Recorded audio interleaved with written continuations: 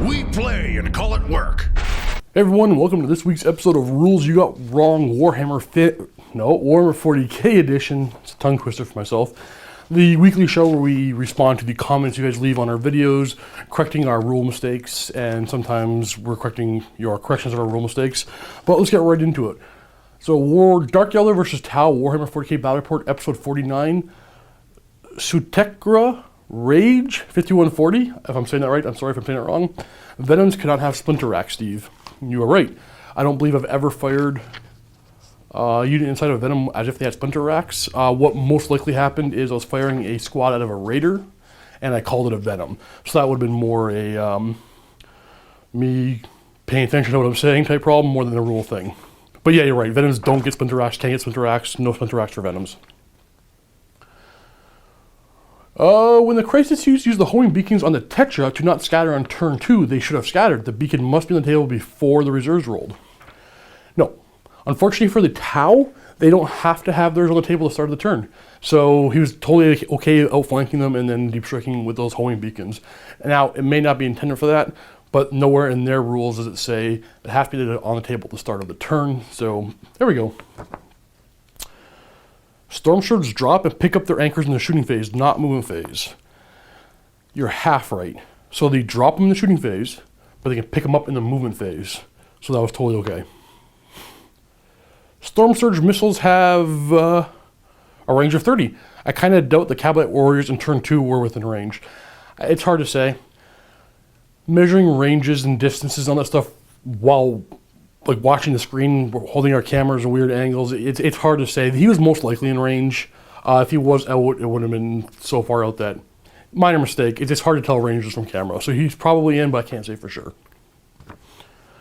Excuse me. There were only 2 marker lights on the Tantalus. The D missiles were botched. They are strength 8 AP1 unless an additional marker light was used per D missile.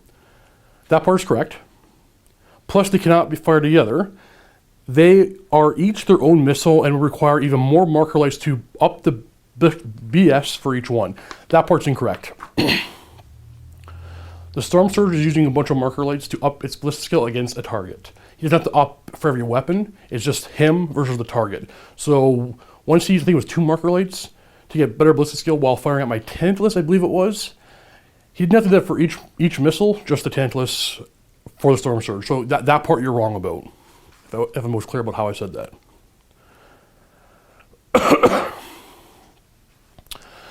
Emetra says, I'm pretty sure the Tantalus doesn't get splinter racks. Also, you said the Archon had a clone field, which is a 4-up invulnerable. Did you mean Shadow Field, which is the 2-up invulnerable? Yeah, I meant the Shadow Field. I always call those things by the wrong one backwards. So yeah, I meant the Shadow Field. I usually just say at the beginning of the battle report it has the 2-up invulnerable one, because I never remember what it's called. And the Tantalus can buy splinter racks for 15 points. That's why I had splinter racks. Gutsy says, Steve forgot that he had air superiority for this match, and thus can impose the +1/-1 to all those Tau reserves, which would have been a big deal. We filmed this before Angels of Descent, Angels of Death. Angels of Death came out. So those rules would not have applied in this battle report. I would have mentioned it in the intro if we were using those rules. Oh, I guess I wouldn't mention it because they are standard rules now. But no, this was filmed beforehand, so that's why none of that was applied to my flyers. Coughing today, sorry guys. Dark Eldar versus Ash Militarum Warhammer 40k Battle Report episode 50. This one's in the vault. Oh, dude. TYURTDDR is his name. I can't pronounce that. Platoon command squads cannot issue fire on my target. Yep. That is I think it's called senior officer special rule. So if my opponent did that, he was unable to do that, so that would have been a mistake. Haha, it's Rob. I can say your name, dude. Haha, it's Rob. By my count, he has 4 tanks. In order to have the armored company, he has to have 5 tanks. 3 Lehman Russ squadrons and 1 H2 squad, which will have 2 tanks. You are right. My opponent's list was not legal. It does happen from time to time. Yeah, there should have been 1 more squadron of tanks in there. Breakfast, another name I can say. Hey, great battle report. Good to see the Elder get some love. Rule mistakes. Around the 25-minute mark, you forgot Hammer of Wrath on the Dark Artisan Formation monstrous creatures. I always forget that. I always forget monster creatures get Hammer of Wrath, so yeah, my bad. Tactics. Oh, and a little bit of tactic thing. You definitely should have been doing multi-assaults, the Dark Artisan formation. You could have killed models and wiped out other units in overrun. How poor the guard leadership is. Yeah, but they were all blobbed up in all random colors. I couldn't tell who was who, so I just one at a time. But you were right, yeah, it would definitely would have been better to multi-assault things. Kill a bunch in one squad, overrun the other, dealing with 2 a turn. Immateria. The Cadian formation is ridiculous. I think we're going to another page, because that's all he says. Yes. You were getting the Talos wrong, Steve. They have 3 attacks, so 4 with 2 close combat weapons and 5 on the charge. You were rolling too many dice each time. I believe it was only the first time I rolled attacks that I rolled too many dice. I caught that on the second turn of combat, I believe.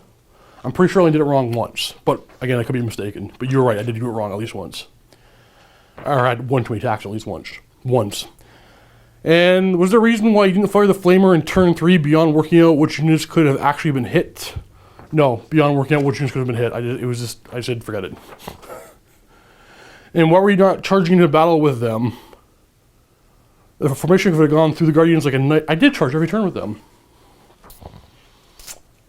Oh, I believe the one turn I didn't charge because I wanted to fire my weapons at a squad that was blocked by another blob they're all touching. I wanted to target the command squad, I believe, and I couldn't figure out who was who. So I was aiming at the guys with the orders, or had the ability to issue orders. So I just fired my splinter cannons at them and I couldn't charge them because there's too many models in the way. And last, Enterprise 1001 says, Imperial Guards squads are leadership 8 with a sergeant. That is true, but when that sergeant is dead, you go down to 7. But yeah, you're right. They are 8 with a sergeant. All right, here's some more from Iron Warriors versus 1,000 Suns, Warhammer 30k Battle Report, episode 29. Cloudy day. Cataphracty Terminators can't Overwatch. Yeah, dude, I know. I keep getting that one wrong. My bad. I keep forgetting they're still purposeful. I know it, but every time I roll for Overwatch, or I get charged, I roll for Overwatch. It's just an instinct, right? Yeah, so you're right, my bad. Vincent Martin Bonnet. Models in Terminator armor can't be pinned as per the bulky special rule. I don't know where you're reading that. What? No? No, dude. I don't even... No. No, yes they can, and not... Bulky has nothing to do with pinning. Yeah, it just has to do with transport capacity. That's all I got. Sometimes like numbering kind of stuff too, but yeah. Oh, that's it? That's it. And there you have it. That is this week's episode of Rules You Got Wrong, Warhammer 40k edition. Again, that's a tongue twister for myself. I'll say that again. Rules You Got Wrong 40k edition. Thanks for watching, guys, and happy wargaming.